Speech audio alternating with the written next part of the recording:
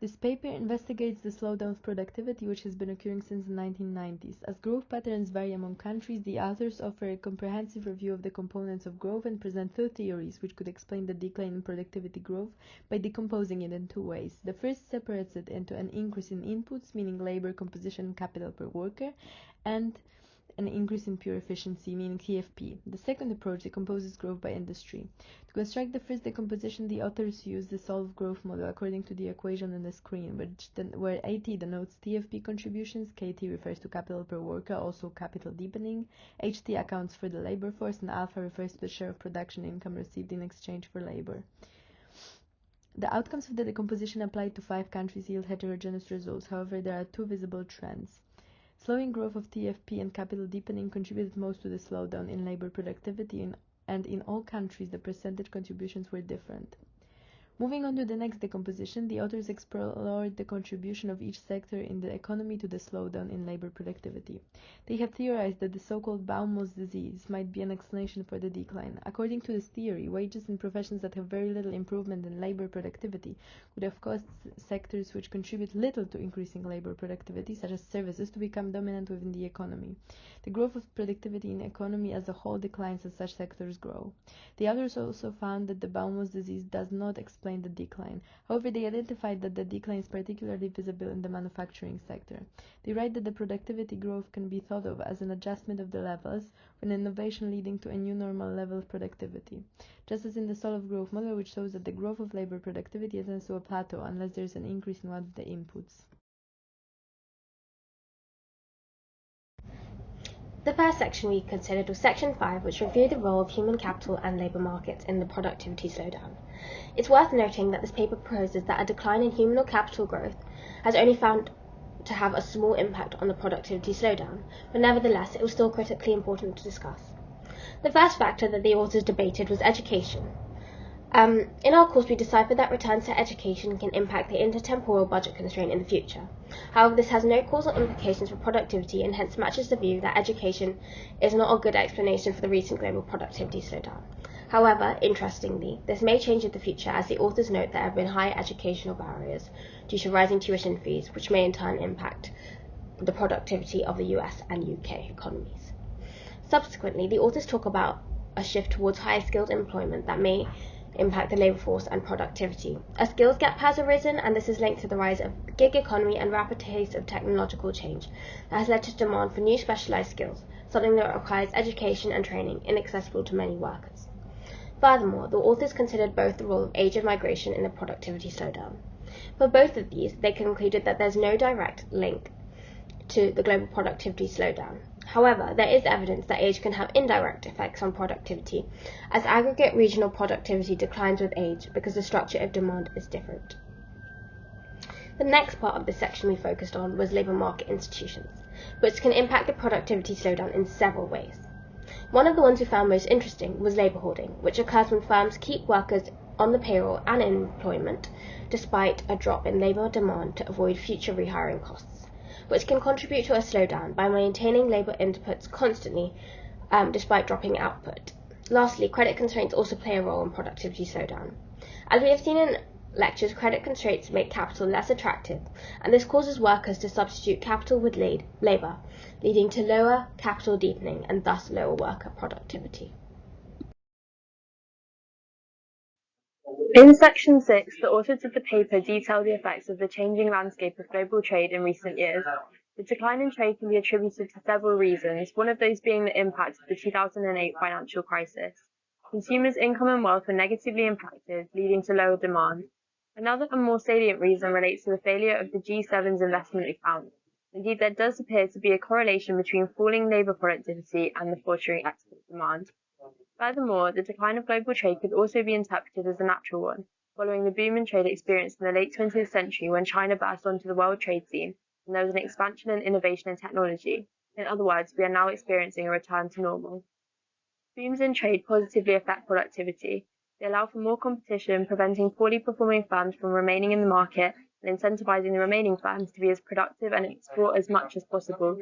Furthermore, the increase in trade has seen a move toward offshoring, wherein global competition leads to a movement of human capital and ICTs abroad, where goods and services can be produced more cheaply. This increases productivity in two ways. Firstly, the movement of manufacturing jobs abroad allows for the previous workers of these jobs to move into more productive and higher skilled industries. Secondly, the movement of firms abroad provides the opportunity for knowledge to be shared across countries, increasing TFP and therefore productivity. This links the idea that ideas have the characteristic of non-rivalry. Others can use the knowledge of a firm to boost their own productivity, and this process can occur through trade. Even making ideas excludable through the process of issuing patents can still improve productivity, as the authors write that protection of intellectual property rights abroad leads to faster offshoring of R&D and higher aggregate rates of innovation, especially for high-tech industries, although this is contingent on suitable property laws being in place. Given the focus on the positive impacts of trade for productivity, the fact that we are now experiencing decline in trade supports the idea of declining productivity. Indeed, this theory does go some way in explaining the slowdowns in the US and UK, albeit not in France nor Japan, for whom the figures for trade and actual slowdowns do not align in this instance. Furthermore, the fact that it appears as though most productive gains have now already been made in the world of trade also speaks to the fact that we are now experiencing a slowdown. In Section 8, the paper focuses on the impact of technological progress over time on the productivity slowdown. The first point that they focus on is the research and innovation efforts, as long-run aggregate labour productivity growth comes from innovation. Reports find that research and development expenditures have shifted from the government to private firms. Considering many OECD countries have been in a budget deficit for many years, it makes sense for government spending on R&D to fall following the recession, when they know this reduction in funds will be offset by corporate funding. There's been a very concentrated increase in funding for medical research in the health industry. Improvements in health can lead to improvements in general living standards and therefore long-run economic growth, as the workforce in good health is more productive.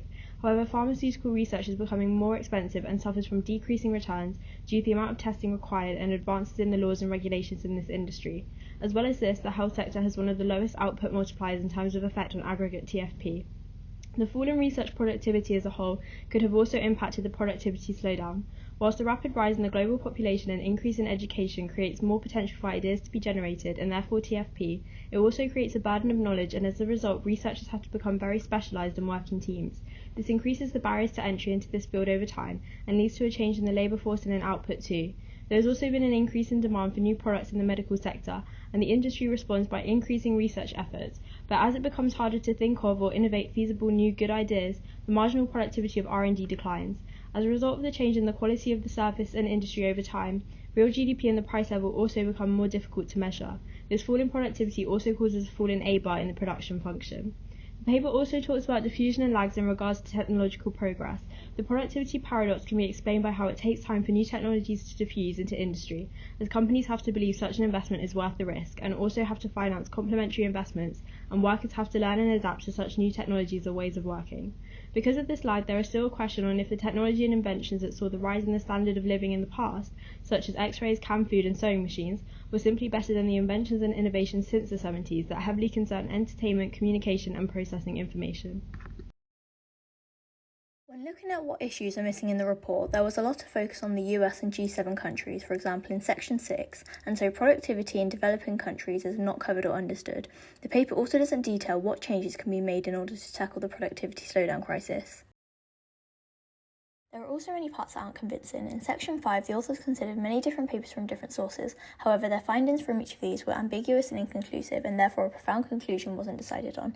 In Section 2, the authors concluded through the use of a solo model that the biggest contributing factors of the slowdown of labour productivity was the slowing growth of TFP and capital deepening. However, the extent of each of these things differed vastly between different countries. In some countries, the slowdown of TFP was primary, in some capital deepening was more prominent, and in others there was a mixture, so as a general trend it's inconclusive.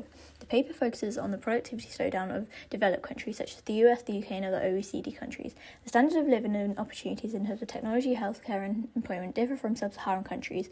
For example, when we discuss the findings from Section 8, which talked about medical research advancement, we cannot relate this to sub-Saharan countries, as their healthcare system and standards aren't at the level of the others. Moreover, as discussed in Section 5, the impact of age and education is more prominent. Because of the level of development within these countries, children of younger ages than OECD countries are required to work, so they're unable to obtain a high level of education. Additionally, many people in these countries work longer than the typical retirement age, so again, as we saw in Section 5, productivity decreases because people of older age with poorer health are still included within the labour force.